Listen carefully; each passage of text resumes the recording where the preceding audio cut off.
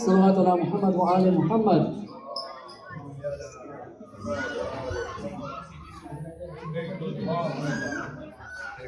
Let's try that again. صلوات على محمد وآل محمد. بسم الله الرحمن الرحيم. السلام عليكم ورحمة الله وبركاته. We are honored that you're here for a session on how to build good eating and healthy habits. Just kidding. So we're actually very excited to talk about the ARC Institute and the new venture, the next stage for the ARC Institute, which is to introduce the ARC Academy, inshallah, in 2020. So again, very pleased that all of you took the time out on your Sundays. I know it's Thanksgiving weekend. I know people are still getting over their turkeys and still digesting it from the last couple of days, but alhamdulillah, you managed to muster up the strength to come out here, so I appreciate that. We'd like to make this presentation, inshallah, interactive. We've got a couple of slides, but if you do have questions along the way, please feel free to interject and ask, and inshallah, we'll entertain it as we go along. So we'll go ahead and get started. So next slide, please. So first, I'd like to introduce our leadership team. I think it's really important that whenever you have any kind of project, anything that's out there, right, the leadership team, the people who set the vision, it's extremely important to at least know who they are and really what they contribute to the overall project. But we've got, myself, Sister Sukaina, Brother Wajahat, Sister Zishan, and Brother Akil. Many of you have met some of them, some of you have not, and inshallah you'll get an opportunity to meet them. But we're actually very fortunate. Brother Akil was a co-founder of the ARC Institute 11 years ago when we started this back in New York. Brother Wajahat has been here in Orlando forever. It's pretty well known within the various communities in Orlando, and he is a portfolio manager. We have Sister Zishan, who is a speech and language pathologist, and she's also a certified director of education, so she's helping us extensively building out our curriculum. And we have Sister Sukaina, who keeps us very, very organized. She's a virtual admin assistant, an executive admin, and she handles our operations today, but also very instrumental in our entire project. As far as myself, my background, I think many of you know, but other than running the ARC Institute for many years, I'm also a digital strategist and a digital architect. So everything to do with online web development and online presence. And we're hoping to utilize a lot of that expertise, inshallah, to extend the capabilities of education, to really leverage technology that's out there today to enhance the platform for education as we go forward. We can go to the next slide, please. So here's a brief agenda. Inshallah, first we'll start with our vision and our values, and then we'll move into our core program offerings, and then followed by our curriculum, and then inshallah we'll dive straight into next steps and share a little bit about our progress. So next slide, please. So this is a great saying from the Holy Prophet sallallahu alaihi wasallam. Work for your terrestrial life in proportion to your stay in it, and work for your afterlife in proportion to your eternity in it. Right? So the amount of effort that we put into this life should be minimal in the sense that we're working for the hereafter. We're always working for something that's greater than all of us. And I think that's important to keep in mind, because everything that we do, the reason why we're on this path in the first place is to, again, better ourselves today so that we can actually enhance our position and make things better for future generations to enhance our position as we get into the hereafter. Next slide, please. We were thinking about what our vision should be, and trying to keep it very, very concise, but preparing our students for uncompromising success in this world and the hereafter. One thing we'd like to do is really dispel this notion that, when you have an Islamic school, versus academics, or Islamic education versus academic education, and they're like, mutually exclusive. Okay, that means, if you emphasize or focus on one, you kind of do a disservice to the other, right? We need to put this to rest. In fact, this past year, or actually this year in 2019, if you look at a survey or a study that came out in the UK, out of the top 10 schools in the UK, religious schools, specifically Islamic schools, ranked in the top 3. And Islamic schools took 4 out of 10 spots in the UK as far as the academic accomplishments that they were able to achieve as compared to all the other institutions, educational institutions in that entire country. And interestingly, the same thing can be said for Canada, where about 4 or 5 of the top schools were rated, the ones that got the highest ratings were actually Islamic schools. So that goes to show you that even if you're learning, even if Islam is a foundation, actually helps elevate the standard and quality of the academic learning, creating that environment. It creates a more conducive environment to really learning once you have that long-term vision in mind.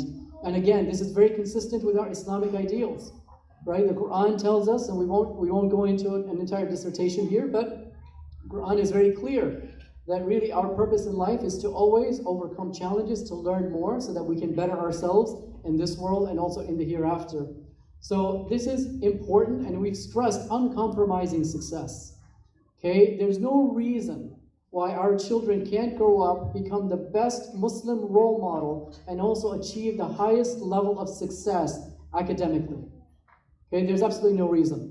Okay, our goal is to have a Muslim student or anybody graduating from our school be the next top scientist, okay, or work for the Federal Reserve, or take on the highest positions that you can in any institution in the world, while also maintaining their prayer and maintaining their Islamic identity. Okay, so that's really critical, and that's what we mean by uncompromising success. Next slide, please. So our core values. Okay, this is actually encompassed and captured in our logo itself. But we were focusing on 3 in particular. Excellence. You know, great saying and great quote by Aristotle. We are what we repeatedly do. Excellence, therefore, is not an act, but a habit. Okay, excellence, it's a mindset. And it's important, even as you're covering different topics, different subjects, and engaging with kids, you're constantly reinforcing that mindset. I know many of you are probably familiar with this whole growth mindset. Okay, every child has the ability to learn. Okay, but children learn differently. And we've got to make sure that we're able to tap into their potential and help them realize their potential. And that's really what our goal is when we talk about excellence. And this is spiritual excellence as well as academic excellence. So everything that we talk about really requires that it's focused on the balance of both of those worlds and not exclusive to one. Ethics. Okay, we decided to make this one of our core values because we truly believe, you know, the Quran states clearly, Inna akramakum indallahi atqakum. Okay, the most noble of you is the one that is the most God conscious. And combining, taking that and elevating your God consciousness, coupled with academics and really mastering, you know, the secular realm as well as the spiritual realm, I think that's really what makes a really good, well-rounded individual, and inshallah a successful one. But character is important. Okay, in fact, many of you have probably read Stephen Covey's book about, you know, 7 Habits of Highly Effective People. And what he talks about, even in the business world, is character ethic. And in fact, there are a lot of schools today that, because of the recent scandals that you've had with, you know, with people buying their way into schools, that they're interviewing kids now and interviewing parents just to understand the character ethic. Where do you come from? What do you stand for? What are your values? Okay, so that's becoming equally important, and Islam has already taught us that. Okay, so everything that we do needs to represent and reflect our ethics. And finally, education, and that's an interesting one, because you would think that, you know, building or coming up with an academy, that education is kind of a given, right? But if you take a look at what Mark Twain said, I've never let schooling interfere with my education. The difference is, education is about how do you inspire kids. Okay, when you walk into that classroom, how do you really inspire them to achieve and reach their greatest potential? It's not just about schooling, which is, okay, let's prepare you for the next exam. Let's cram, let's give you all of this information just so you can continue to move forward. But how do you actually inspire them so that they have the confidence to achieve greater potential in the future? Okay, next slide, please. So some of our guiding principles. Okay, and we've spent a lot of time thinking through this. Organizational independence. I think this is an important one. Okay, we're not affiliated. We're not affiliated with any particular organization.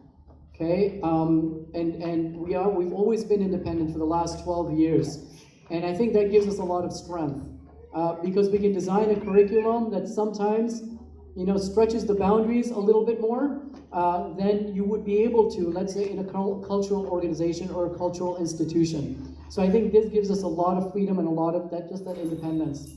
A holistic approach. The approach that we're looking to take has to encompass the spirit, the mind, and the body. Okay, and we'll talk a little bit more about that. In fact, it's interesting, a recent study just came out from Finland about how young kids, especially boys, that the less playtime that they get, the less activity that they do, it actually translates into lower reading and math scores. Okay, so there's a psychology, they look at the physiology of a child, to figure out, okay, what do we need to do to kind of cater to your needs? And what's interesting is that Seattle, they just introduced a new outdoor preschool. They started to license an outdoor preschool, certify an outdoor preschool. So we're actually looking into some of those models to figure out, okay, why are you taking this path? How does it affect the way a child develops over time? It's important to have that holistic view, to look at other models that are out there. We'll talk a little bit more about that. The third one has actually been a core principle of ours at the ARC Institute over the last 12 years, and that is role models. Okay, many of you can go back and think about your experience in education, and you'll probably recall the teachers that have affected your lives. Okay, the people who have influenced you, because people influence other people. Okay, it's not necessarily the curriculum, it's not necessarily the textbook, it's not necessarily the character or the building itself. Okay, but who are you surrounded by? How did they affect you? And so our focus is always to make sure that we've got the right role models. People who are there teaching your kids are successful in this world, in terms of even academics, and also successful spiritually, because you can have both. Optimal student-teacher ratio, what we found actually just through experience, is that a 6-to-1 ratio of students to teachers actually works out really well. Okay, kids get the attention that they need. Now, there's a cost associated with that because you're trying to keep that ratio down, but again, our focus is really on that quality of education. Okay, so want to keep that in mind. Diversity and inclusion, as evidenced by the way we've been running the ARC over the last 11 years, 12 years now, we're all about diversity and inclusion, making sure that we open up to every community, including non-Muslim communities. Okay, we want this to be the best educational institution that even non-Muslims will want to take a look at it and say, you know what, maybe this is something that I should invest in or I want my kids in. Interestingly, as I was having a conversation with my neighbor and describing our program and what we plan to do and the ethics behind our program, the morality and the values that underpin everything that we do academically, he was so impressed with it, and he's a Christian, and he says, you know what, I want to learn more about the school, and how can I contribute? Okay, how can I lend my expertise to actually be a part of it? In fact, the building that we're purchasing, the land that we're purchasing, the owner was very interested in what we're planning to do with it. And as we had more conversations with him, and he's a naturist, as we had more conversations with him about what we're planning to do and evolve this, and he said, I'd love to be a part of the program. Okay, and that's what we want to attract, right? This is about bringing everybody together and different backgrounds, different expertise, all coming together for a greater cause, something that's greater than what you and I can achieve alone. And I think the last one, intellectual freedom. Again, by being independent, okay, we want kids to question. We want kids to challenge. So there are no topics that are off limits, right? We get to deal with real issues that concern us, especially living in the West. And I feel that sometimes we don't necessarily discuss those values, don't discuss those issues with enough depth or give it enough attention, and that's what causes greater confusion within our kids. And so this gives them an opportunity to be able to express themselves a little bit more, okay, in a safe environment. And finally, our goal, creating an atmosphere that's conducive to effective learning that inspires individuals. And I keep on using the word inspire. That's our tagline at the ARC Institute. It's aspire to inspire. It's not about motivating individuals. Okay, you can motivate individuals and they will perform for a certain period of time. When you inspire them, you're planting a seed. You're planting something that's very deeply rooted that eventually will continue to give them the momentum that they need to succeed in life, and to overcome tribulations over time. Next slide, please. So where is this place located? Okay, so you can see pretty much from the map here, there are two lots, okay, that we are looking to purchase. The first one, you'll see, is 5195 North Ronald Reagan Boulevard. So this is right off of Ronald Reagan. In fact, when you're coming out of Hester, you make a left on Hester, you'll get to Thomas Stable Drive. Okay, so the mosque is, to the right of what you see here, and you get to Thomas Stable Drive. We've already acquired the first lot. Alhamdulillah, we were able to acquire that a couple of months ago, and the second one, inshallah, will be closing in a couple of weeks, inshallah, with your support. So that's a huge achievement and a huge advancement for us. As far as the approach that we're planning to take in terms of building this out, when you invest in a school, right, these school buildings sometimes end up being a very big liability, to the community, because there's a cost associated with maintaining buildings, okay, with maintaining infrastructure. So the approach that we wanted to take was slightly different and utilize modulars. And these modulars are used in schools today. They're used by Heathrow Elementary, they're used by Woodlands Elementary, and a lot of Seminole County and even Orange County school systems use this to scale up. It becomes an asset as opposed to a liability. So as more students come in, you can quickly scale. They're turnkey. So within 3 months, you can go ahead and get up and running. They're DCF certified because you have to go through certain regulations in order to open up a classroom. And so they're already completely compliant, and again, it makes us financially responsible. So that's the approach that we're looking to take. And if you look at it, right, those are some visuals. They can be customized. There are different grades of modulars. Okay, inside the classroom looks like any ordinary classroom. Okay, it's fully equipped, including the technology, fully equipped. So that, inshallah, is what we're looking to do, and we'll be working with designers and architects to map out exactly how we would lay out, the entire campus. But you see some pictures there of what some people have done, some schools have done in terms of layouts. And inshallah, we'll be working with experts that really have a good view into how this can materialize and be realized. Next slide, please. Okay, so with that, we'll jump into our program, because I know that's what everybody's really interested in. How are we going to execute, and what are we offering? So there are 2 services that we're looking to offer. The first one is pre-K through 2, okay, and that's a full-time school, and this is just starting next year. Okay, we were looking at specific grades that we can get up and running very, very quickly. Okay, we're going to be adopting the Seminole County calendar. We will be getting certified instructors. We will be looking at a Montessori approach or potentially a hybrid Montessori approach. And the cost range is going to be about $400 to $500 per student. Again, keep in mind that student-teacher ratio. We are looking to incent a lot of our teachers, maybe even offer benefits to our teachers to attract the best and top talent that we possibly can. In fact, one thing I found after learning a little bit more about Singapore math and why their educational system is the top, ranked the top in this entire world, is because teachers get paid the second highest salary in that country. Okay, that's how much they're valued. And inshallah, our goal is, again, to attract the top talent, and we know that we have to make some investments to be able to do that. The second is the pre-K through 5 homeschool co-op option. How many of you homeschool today? So we have a few. We're starting to see more and more people and more families really opt for homeschooling for a variety of reasons, right? I think when we start looking at the educational system as a whole, we know that there's definitely a lot of areas and an opportunity for improvement in the educational system. So many parents are taking it upon themselves, to homeschool. The thing that we hear the most, and the biggest challenge that we hear about homeschooling, is just, again, it's overwhelming for parents to really manage the curriculum, manage the schedule, manage the events. All of that takes a lot of time, and sometimes parents are not even equipped, or may not be equipped, to be able to administer or even help their kids in certain topics or certain subjects. It becomes a challenge. So the co-op really helps address that. Okay, so this would be using the same curriculum that we would have for pre-K through 2, okay, and actually we'd be extending that curriculum to grade 5.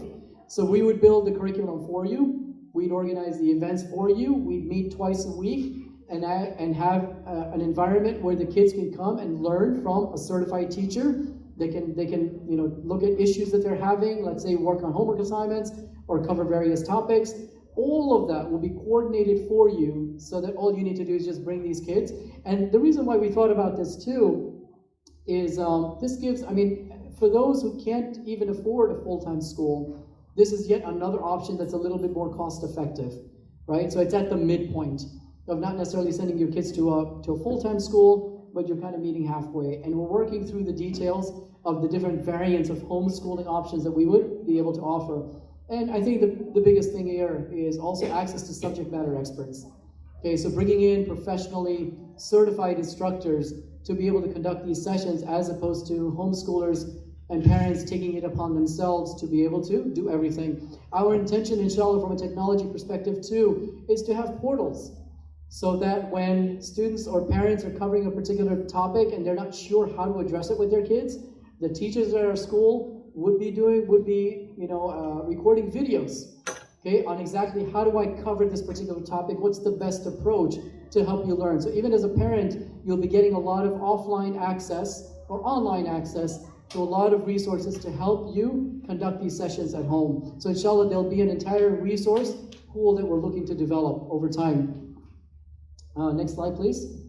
We kind of entitled this, looking at the best of breed curriculum. And what we mean by that is, again, exploring the world and looking at models that you've got in Finland, where they are rated as one of the top educational systems in the world today. What makes them unique? Okay, what methods are they adopting that haven't really caught on here yet, that we probably need to look at? What's working for them? Okay, Singapore, over the last 5 years, they've been rated the top in reading, math, and science. Okay, what's unique about their mathematical models? Okay, that helps really elevate these kids and take them to a different level. Saxon Math, Reading with TLC, all of these different resources that you've got. I mentioned the preschool out in Seattle. Okay, what's working well in the world today? What can we learn from?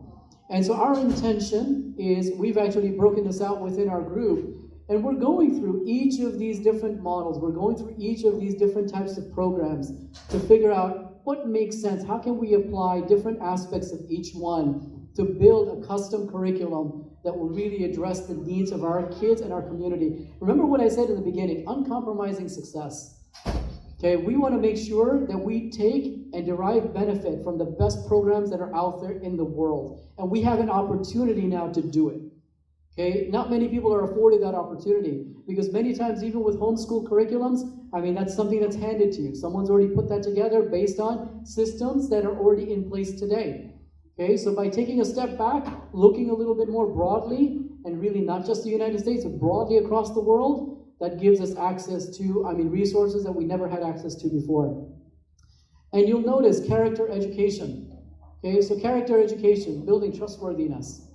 Okay, just how to deal with people. Okay, honesty, social responsibility, tolerance. Okay, inclusion, diversity. All of those different aspects, they underpin every single thing that we would be doing and teaching. And that's the other advantage that you have from a faith-based organization and a faith-based school, is that whether you're covering science or you're covering math or covering any subject for that matter, okay, God is always at the center of it. Okay, so in every example, God is in the center. You're solidifying and strengthening that foundation in a child. The way you behave with them, the way you interact with them is equally important. Okay, because that's what inspires kids. And then we've also got technology. Okay, robotics. They've got robotics. Many of you are probably familiar with Lego robotics, but there's a lot of other programs that are out there to enrich and further enhance the curriculum that we have. And finally, Boy Scouts and life skills. So as you know, we've partnered with the Boy Scouts. Inshallah, we'll be launching that in January. And we want to open that up, obviously, to our kids and also to the broader community. But this is yet another avenue for us to really build those life skills and make our kids a little bit more well-rounded in our educational program. Okay, next slide, please. Okay, so one of the other things that we're doing is, in addition to looking at all of these different programs that are out there, we're also looking to see what can we learn from the other schools that already exist today. What's working well for them? Where are they having challenges? And how can we build something to address them? So in Canada, many of you are probably familiar with Wali al-Asr. They've won awards. I think they won a Microsoft award just a couple of years ago. So they've really hit like a top tier in terms of even their recognition. They're in the top 10 right now of all the schools that were evaluated in Ontario. Okay, and I think they ranked like a 9.4 out of 10 in terms of their academic capabilities. okay, and progress. Wise Academy, obviously we're working closely with Brother Hassanan to look at their curriculum because I know they've spent a lot of time and effort and just research into their curriculum, so there are aspects of that we'd like to learn more about. Sabah Academy, okay, for those of you that are familiar with Sabah Academy out in California, San Jose, okay, we use parts of their curriculum today, even in our madrasa. They've got a wealth of information and they do a phenomenal job, especially for younger kids and educating younger kids. Al-Hadi Academy, and of course, our partners here with Shine, where we've been engaging with them, pretty extensively to also learn about their models and to benefit from that. So that's the other aspect that I didn't mention, right? As we talk to all of these different schools, we're also not trying to reinvent the wheel completely. Okay, we want to make sure that we do partner with the local schools here, understand what's working well, and how we can even collaborate and work together, inshallah. Okay, next slide, please. Okay, maybe I need to explain this a little bit. But the yellow, okay, so getting started right out of the gate, our intention is to have a full-time school for PK all the way through grade 2, as we kind of mentioned. And then also do a homeschool co-op from pre-K through grade 5. Okay, so pre-K through grade 5, homeschool co-op will be up and running, inshallah, by next year. And pre-K through grade 2 full-time school will be operating next year. And then after that, we've got the fall of 2021 and 22. You'll see the blue bar. Okay, so we're looking to scale the full-time school so that we can continue to add classes progressively. Okay, so that means if a child joins, they're in the 2nd grade next year, we will make sure that there is a 3rd grade for them to obviously go into. Okay, so there's always going to be continuity with our plan. And you'll see the homeschool co-op, inshallah, the following year, or actually when we get to 2025, we'll be increasing the scale and the scope of our homeschool co-op then to take on grades 6, 7, and 8. Okay, so that's our 5-year growth plan. Next slide, please. So what's our timeline right now? Okay, so if you look at where we are in November and December, we've already purchased this first lot. We're looking to get the second one. We've got to close on that in a couple of weeks. Okay, we've already completed some of the surveys. We have a few more to work on. And we're already working on budgeting. We're doing pro formas for the next year. Okay, to look at what our budgets are going to be, even with the modulars coming in, and make sure that we've got a good, sound financial plan. We will be launching our website. We've launched a preliminary one right now, but it's not too much information there. Just really sign up for a newsletter. And we're going to continue to research curriculums and the various co-op models. And when we get into the January and March timeframe, this is where the fun begins. Because at this point now, we've got both pieces of land, and we need to start working on construction, the build out, the plan, and how to execute on it. And you can pretty much see some of the steps that we've got going on here. And we're looking to finalize at least our curriculum by April to June, in the June timeframe. And this is where we'll start registering our students for co-op. We're actually going to be registering students for the full-time school between January and March. Okay, and at that point, we're also going to be interviewing teachers, and inshallah be able to provide you with, by the time March comes around, specifically who your teachers are going to be, who your administrators are going to be, so that it's very, very clear, and you'll have an opportunity perhaps to talk to them. Maybe we'll set up some kind of a forum where you can also engage with them, because we realize how important it is to know who your teachers are going to be. Okay, I mean, those are the individuals spending time in those classes with your kids. You've got to start building relationships with them. At least, you've got to make sure that those individuals are capable and qualified to really be in the classroom with your kids. In July, August, we finish connecting utilities. We continue with our fundraising efforts, and then we will be rolling out a student and a parent portal. Our intention also with the modulars is, in terms of even security, because I know that's a big concern for a lot of parents too, even having, IP cameras installed potentially in classrooms where you'll be able to preview and monitor your kids over time. We'll have a portal for you to be able to get in to see exactly what the progress is for your children. So again, from a technology perspective, we're looking to make lots of enhancements utilizing, the latest tech platforms that are out there, whether it be Google or other platforms, to really enhance the overall education. Next slide, please. So how can you help? Thank you for asking. And this is the fun slide. So alhamdulillah, I mean, our costs to acquire the land and to complete the surveys. We're looking at $400,000. Alhamdulillah, year to date, we've got commitments for at least 260,000. So we're more than 50% of the way there. And we do need to close. We do need another $140,000 to close. So inshallah, that's really our goal over the next couple of weeks, to get this message out, to see if there are individuals that can help us with this contribution. If we go to the next slide, please. You've got our payment methods. I think the only thing I wanted to focus on in this slide is that, alhamdulillah, we've also been able to obtain Khums Ijaza by Ayatul Sistani and Ayatul Nasr Makarim. Okay, so this is available on Imam's website as well. I think we're the only registered organization in all of Orlando with Khums Ijaza at the moment. So that's something to make a note of, where everybody can really be a part of building out something that's incredible. And it's something that earns you thawab jari. Okay, whatever you contribute in any form, whether it's your time or even if it's moral support, any kind of support that you contribute, think about it. You're laying a foundation for kids to learn about God, okay, be God-conscious people, okay, and also learn to realize their potential, to help them realize their greatest potential, help them succeed academically, and also spiritually, that even long after we're gone, inshallah, these kids will continue making positive contributions to the rest of society. So, inshallah, we look forward to your help, we look forward to your support. And with that, I'd like to invite Brother Wajahat to please come to the stage and open it up for some Q&A. Yes.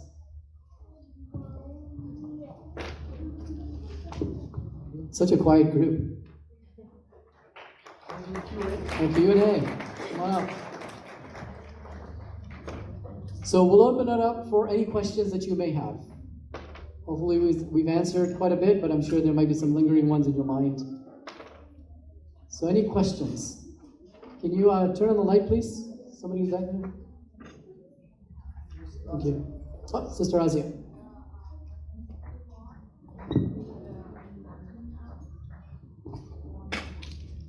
The homeschool co-op? The timing for the homeschool co-op. Can we go back to the front one?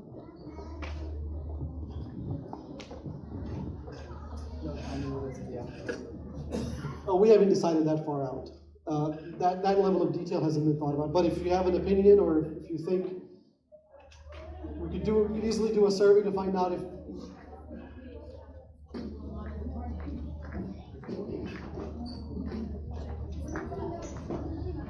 We've talked about that briefly. What we have said is maybe one of the modules could be used for the co-op. There's different. That might come out to engineering. That might be an engineering issue. I'll just add, I think out of the gate right now, we're looking to get at least 4 sets of modulars. Okay, and some of these are also double modulars. You can have multiple classes in the single modular. So we'll look at the configuration, and depending on the number of homeschool co-op students we have, we can then adjust if we need to scale. And that's the beauty of these modulars. It's about 3 months turnkey. We can prep for that in advance, and we'll make sure that we do have room available. I think the intention, we talked about a couple of different models, but even with the homeschool co-op, having almost like a regular school schedule may work out for some parents, or sometimes in the afternoon. So we'll be publishing that, inshallah, as we review the other models. Any other questions or comments? We answered all your questions? That's awesome. Yes, Sister Shazia.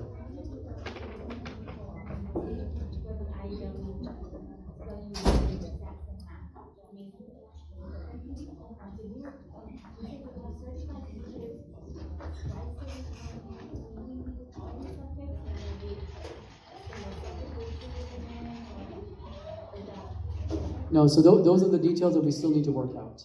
Yeah, but... So let me speak to that. I've seen a couple of really interesting things. One thing that I've seen being done by Christians, particularly Christian Circle, I think, is they will retain an instructor for, let's say, 3 months.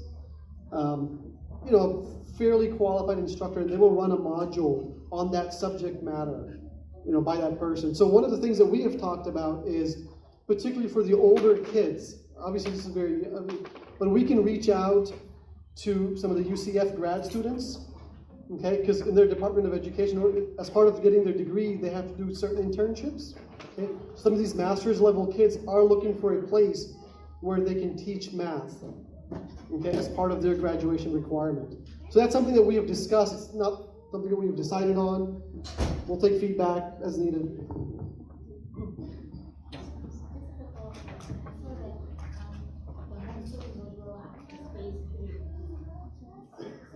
No, the homeschool in phase 3 will be for, I think it was what, classes 6 to 8.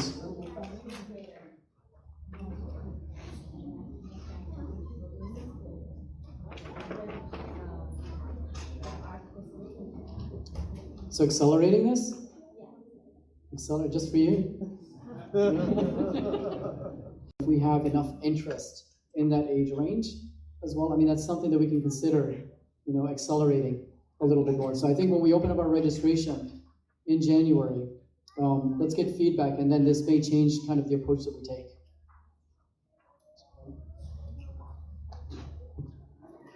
Anybody have an opinion? Are you excited?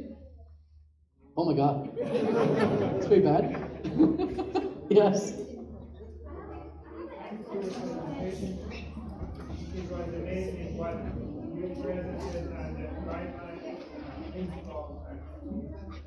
Keeping the low ratio between the teacher and student and paying teachers the most but how sure you are about your financial stability? You have to investor because even $500 per month, it seems not enough for this You may turn out to be right, but there's a couple of things to think about. At least in Seminole County, when you do a comparative cost analysis of the other private schools, for this particular age group, we're talking anywhere from $500 to $700 a month. Okay, and by the way, does anybody know what the government required student-teacher ratio is in the state of Florida? Let's say for first graders. Anybody know? 18 to 1. 18 to 1. Right? So if you do the math, the definition of a full day is, I can't remember if it's 5 hours or 6 hours, but we worked out the math. It turns out a teacher basically gives each student 15 minutes a day. So if you have 18 kids, I think it's either 5 or 6 hours in a day, you divide that out, it's about 15 minutes per student. That should scare everybody. So what we're hoping, a typical private school will have rent or a mortgage in addition to their operating costs, right? The salaries of the teachers. What we're hoping is that we can subsidize the cost of build out using the community's funds and the homes and the various sadaqah, right? So that it's a cost that we don't have to bear on an ongoing basis. Does that make sense? So if we were renting a facility, or if we were a for-profit entity and we bought one and we had a mortgage, not only would we have the cost of delivering the education, but also the building. So what we're really hoping to do is cover the costs through donations of the build out so that we can keep the tuition costs at a reasonable level. Obviously, in order for that to happen, people have to contribute. They have to feel like this is the problem worth solving. Right? We're all in the same boat. We all want our kids to be better off, so let's pool our resources together. I was going to say one other thing. I want to add this comment of asset versus liability that Samir was talking about. Often in our communities, we build these really nice buildings, and then only then do we realize what does it cost to maintain these facilities. Right? So we wanted to be very thoughtful about this early on. We wanted to make sure that we weren't doing these fundraisers every 6 months, every year. We were just becoming a liability to the community, where people felt like, oh my God, I've got to keep donating to keep this thing going. We don't want to be a liability to the community. We want to be an asset to the community. So we're hoping that if we build this using modulars, we can scale this thing linearly. As we grow, the facility will grow. We will only build out if we have a waiting list of 20 kids. then makes economic sense to lease these modules and to build. Does that make sense?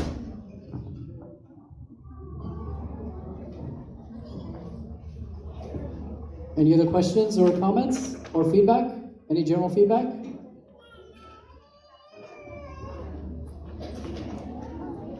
Just looking more towards the sisters because I know they always have something to say. But not today. Shall we conclude? Yeah, okay. Well, thank you very much for your time. And inshallah, we're here, so you can always reach out to us. And if you want to be informed of updates, please just email info@thearkacademy.org.